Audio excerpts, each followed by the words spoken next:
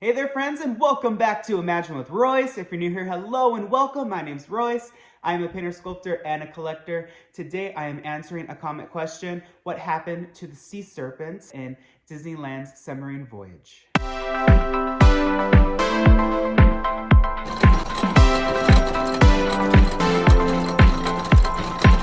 Alright, so I did a lot of research actually on this video because I know that I had seen that sea serpent for sale at an auction in the past. So basically, it has survived, which I'm really excited to report. So for those that do not know, if you are in the submarine voyage, of course, there are two sides to the submarine. So that means there are two sets of all animatronics in that attraction. So it has quite a bit of history and provenance to where those figures are today. One is in a private collection, actually by someone's pool. Imagine having that sea serpent animatronic shell fiberglass figure by your pool in your house. How epic would that be?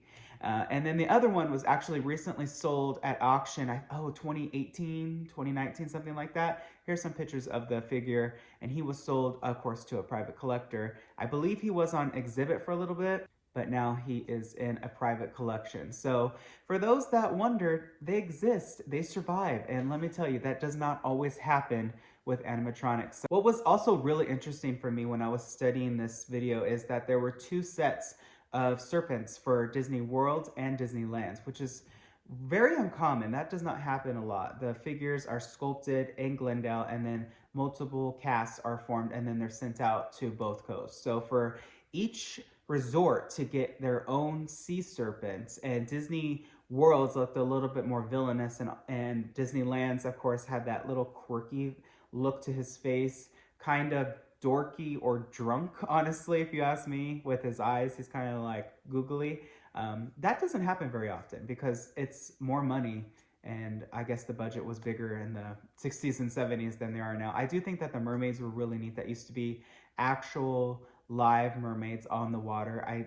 Little things like that of Disneyland history always interest me. And of course, a lot of the figures from this attraction at Disneyland survive in the attraction as Nemo today. The giant sea bass are still there. There's quite a bit of those that are constantly in the shop. And then there are those giant clams. I do wish that the mermaids survived. Watching the old attraction video on YouTube, seeing the mermaids swim in actual water was just fantastic to see. What an illusion for the kids to see. And there was two or three. One was actually, I think, trying to get into a box. How epic is that? It really made me think, was Nemo the right attraction to replace this? Or could the Little Mermaid have been a pretty good replacement for this attraction footprint? Think about seeing Ariel actually in water. Think about seeing Ursula actually in water with all the bubbles, with the red lights behind her, possibly her cauldron exploding every time you walk by her.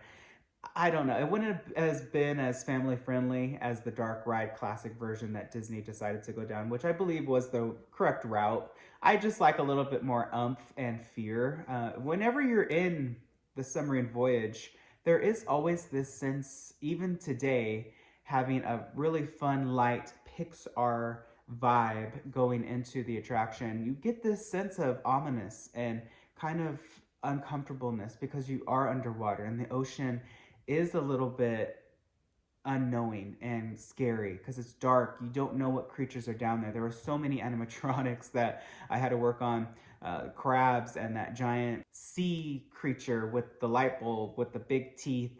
Those things were as scary in person painting as they were in the attraction. But that footprint is huge and there's just so much that you can do with it. I do hope that it survives the testament of time.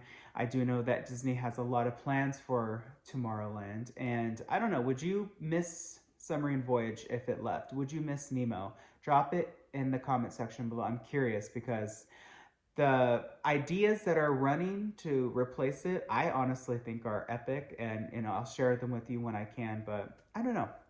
I just am pretty happy to report that those animatronics survived. And yeah, that's pretty much it for this video. If you have any other questions or comments, drop them in the comment section below. I may answer your questions in a whole new video. For those that liked this sort of content, please hit subscribe and ring that bell icon. That way you are notified whenever I upload a new video. I wish you all a wonderful day. Be nice to one another, and always remember, dreamers, not only to follow your dreams, but to chase them. I'll catch you in the next one.